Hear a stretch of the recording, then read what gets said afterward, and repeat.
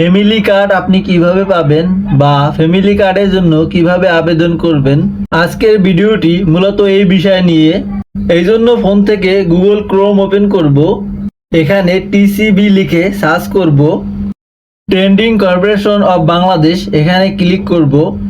আপনাদের যদি এমন ইন্টারফেস না দেখায় তাহলে উপরে থ্রি ডটে ক্লিক করে ডেস্কটপ মুড করে নিব।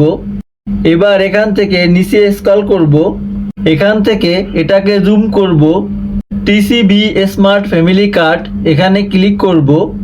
ক্লিক করার পরে স্ক্রল করে নিচে এখানে সচরাচর জিজ্ঞাসা আমরা দেখব এখানে তারা কি বলছে। টিসিবি স্মার্ট কার্ডের জন্য কিভাবে নিবন্ধন হওয়া যায়। টিসিবি স্মার্ট কার্ডের জন্য আপনার এলাকায় স্থানীয় প্রতিনিধি অর্থাৎ মেয়র, কাউন্সিলর অথবা চেয়ারম্যানের কার্যালয়ে আবেদন করা যায়। এটি নিম্ন আয়ের পরিবারের জন্য প্রযোজ্য। টিসিবি স্মার্ট কার্ডের জন্য নিবন্ধিত হতে কি কোনো ফি বা টাকা দিতে হয়? না, কোনো প্রকার ফি বা টাকা দিতে হয় না।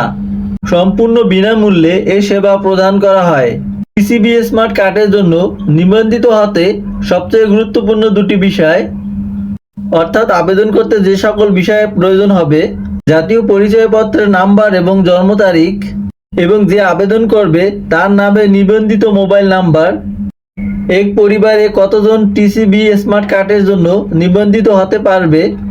এক পরিবারের জন্য একজনই টিসিবি স্মার্ট কার্ডের জন্য নিবন্ধিত হতে পারবে।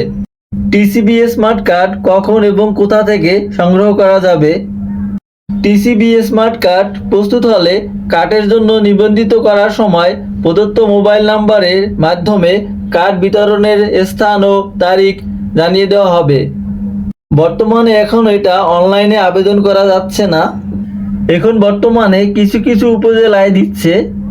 যখন এটা অনলাইনে আবেদন করা যাবে তখন আমি এটি ভিডিওর মাধ্যমে জানিয়ে দিব। এখন যে সকল উপজেলায় ফ্যামিলি কার্ড যাবে: বনালীল, কড়াইল বস্তি, পাংশা, পতেঙ্গা, এখানে আরো কিছু উপজেলার নাম দেওয়া আছে, আপনারা দেখে নেবেন। এই উপজেলার নামগুলো আমি নিউজ পেপার থেকে সংগ্রহ করেছি।